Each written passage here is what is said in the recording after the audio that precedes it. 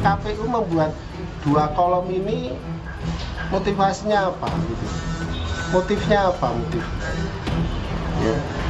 Harusnya kan walaupun ini simulasi, harusnya ya tetap 3 kolom.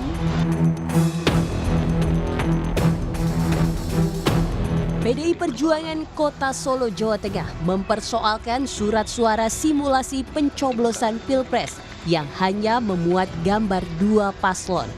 Pasalnya dinilai menyesatkan dan membingungkan pemilih. Padahal ada 3 pasangan calon presiden dan wakil presiden yang berkompetisi di Pilpres 14 Februari mendatang. Calon presiden nomor urut 3 Ganjar Pranowo turut angkat bicara soal surat suara berformat 2 paslon yang dipakai KPU untuk simulasi pencoblosan Pilpres. Ganjar mengingatkan pentingnya KPU menjaga kredibilitas sebagai penyelenggara pemilu dan Pilpres. Ya, ini KPU penyelenggara kok berkali-kali minta maaf terus ya. Kalau minta maaf terus nanti kredibilitasnya akan dipertanyakan loh ya.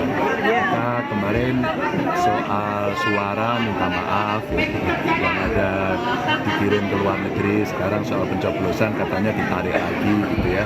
Makanya sebenarnya semua yang keluar dari KPU kita minta ada yang melakukan supervisi agar tidak jadi kesalahan dan mereka akan memperbaiki itu.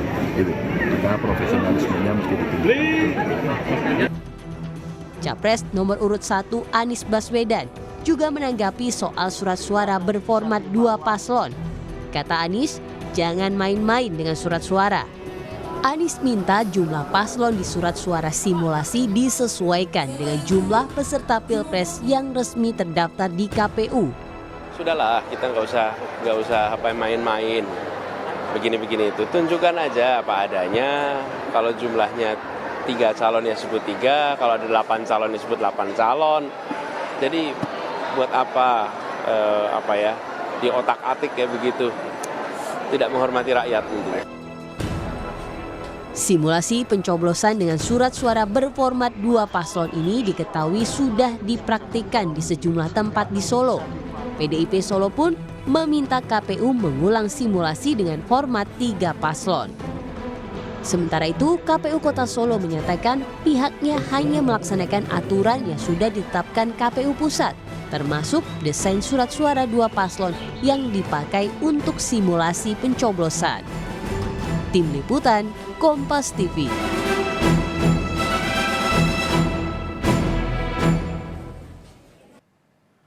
Saudara, publik menyoroti proses simulasi pencoblosan surat suara yang hanya menampilkan 2 kolom pasangan calon di Solo, Jawa Tengah. Hal ini dinilai bisa membingungkan para pemilih. Kita bahas bersama dengan anggota KPU periode 2017 hingga 2022 sekaligus pengamat pemilu, Mas Ilham Saputra yang telah bergabung bersama kami di Kompas Malam. Salam sehat Mas Ilham.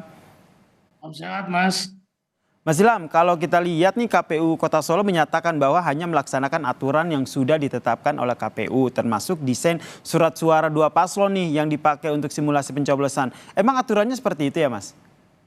Ya sebetulnya kan teman-teman di kabupaten kota maupun di provinsi, dia itu kan mendapatkan bagaimana cara mensimulasikan pemilu ya, itu tentu dari pusat, bagaimana aturan mainnya dan bagaimana kemudian, dan bahkan kadang-kadang kita juga mensupport surat suaranya itu daminya itu dari KPU RI, karena agar kemudian menghindari ada perbedaan-perbedaan konsep terhadap surat suara gitu ya, karena ini kan simulasi ini kan fungsinya adalah melakukan sosialisasi kepada masyarakat dan harus disesuaikan dengan kondisi asli pada tanggal 14 Februari yang akan datang. Berarti ini menurut Anda sebuah kelalaian yang dilakukan?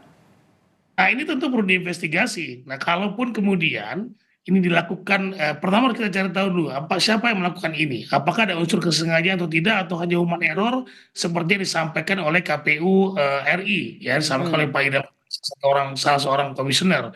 Beliau mengatakan bahwa ini hanya human error. Tapi persoalannya kemudian tidak segampang itu mengatakan ini human error. Ini harus dilakukan investigasi menyeluruh apakah ada unsur kesengajaan. Nah ini Bawaslu tentu saja saya kira penting untuk melakukan investigasi terhadap persoalan ini. Karena ini muncul kekhawatiran, ketidakpercayaan publik kepada KPU RI terhadap peristiwa-peristiwa seperti ini. Seperti di Taipei sudah ada kejadian kemarin, itu juga dikatakan error. Kemudian sekarang dalam hal percetakan surat suara untuk simulasi juga dikatakan human error. Kalau human error terus, kemudian di mana profesionalitas KPU dalam rangka menyelenggarakan pemilu yang akan datang. Nah, oleh karenanya untuk mengklarifikasi itu harus dibuat investigasi menyeluruh. Pertama mungkin bisa dilakukan investigasi secara internal oleh KPRI. Kalau dikatakan human error, lantas kemudian cuma human error begitu saja, tetapi harus dilakukan investigasi. Ya, human Oke. error itu mana seperti itu. Kalau seperti yang tadi disampaikan, ada human error, kemudian nantinya ada investigasi. Ini akan berujung cukup dengan minta maaf, mohon maaf, ini adalah kesalahan, ini adalah human error, atau ada langkah tegas begitu berupa sanksi atau seperti apa?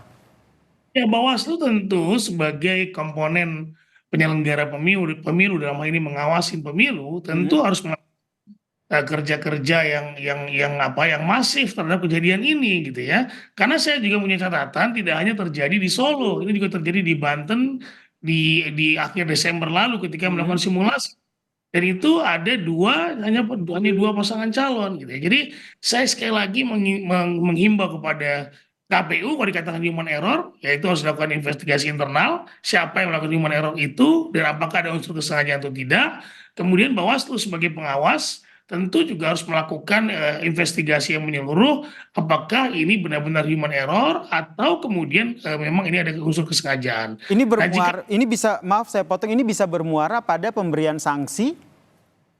bisa dilaporkan ke Dewan Kehormatan Penyelenggara Pemilu karena dianggap sebagai pelanggaran etik. Demikian. Oke, kemudian kalau ada yang mengajukan keberatan atau protes, nanti prosesnya akan seperti apa prosedurnya? Iya, bisa kemudian dilaporkan kepada Bawaslu apakah ini hanya unsur pelanggaran administratif atau kemudian nanti bisa diberikan masuk ke dalam unsur pidana gitu ya. Karena ini kan tentu menyesatkan ya di dalam konteks sosialisasi dan tentu ada yang dirugikan. Maksudnya dua calon itu siapa saja gitu kan. Ini muncul polemik, pertanyaan-pertanyaan dari peserta simulasi tersebut. Kok cuma dua, padahal calon wapresnya ada 3 orang gitu. Nah, ini tentu menjadi persoalan dan substansi KPU dalam rangka melakukan sosialisasi jadi kabur gitu ya. Jadi sosialisasinya tidak kena dan ini seperti kalau benar kemudian ada unsur kesengajaan, tentu ini ada seperti kampanye kepada calon tertentu. Nah, ini berbahaya sekali buat penyelenggaraan pemilu ke depan. Nah, yang saya garis bawahi, ada unsur kesengajaan. Menurut Anda nih, sebagai yang pernah juga menjabat sebagai komisioner KPU, lebih condong kemana nih persentasenya? Ada unsur kesengajaan atau human error? Karena kalau secara orang awam kan dari awal sudah tahu loh kalau paslon pilpres itu ada 3. Iya betul. Di masa kami ketika kami menjadi penyelenggara pemilu, kesalahan-kesalahan terhadap simulasi ini hampir tidak ada. Ya, jadi tidak ada sama sekali kemudian kita membuat karena ini adalah isu sensitif. Kita menggunakan partai dengan partai buah, nomornya tidak nomor yang sesuai dengan nomor yang sudah dicetak ke dalam surat suara sesungguhnya nanti gitu ya. Tetapi kami pastikan bahwa paling tidak ya ada 3 pasangan kita cetak gitu ya.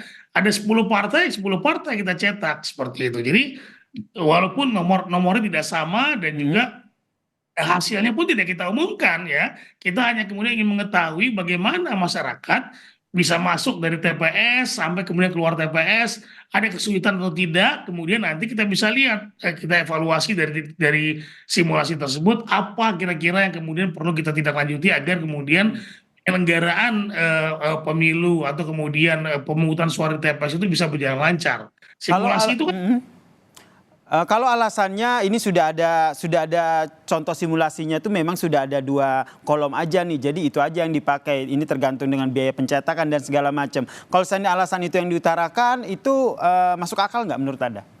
yang masuk akal. Saya kira ini harus ditarik ya kemudian oleh KPU bahwa ini kalau dikatakan human error, berarti KPU sudah mengakui bahwa apa yang disebarkan atau apa yang dilakukan simulasi dengan menggunakan 2 pasangan calon ya walaupun ini simulasi itu adalah kesalahan.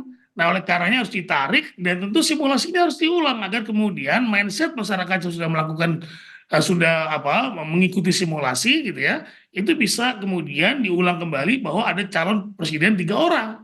Nah, ini sekali lagi penting agar kemudian KPU bisa lebih profesional ke depannya. Dan sekali lagi saya ingin mengatakan bahwa secara pengawasan pemilu, Bawaslu harus aktif memastikan bahwa ini apakah betul melakukan investigasi, apakah betul ini adalah hanya human error atau ada unsur kesengajaan. Berarti selain investigasi, Anda juga mendorong bahwa ada sosialisasi lanjutan dengan menggunakan surat suara yang ada 3 kolom, begitu ya Mas Ilham ya?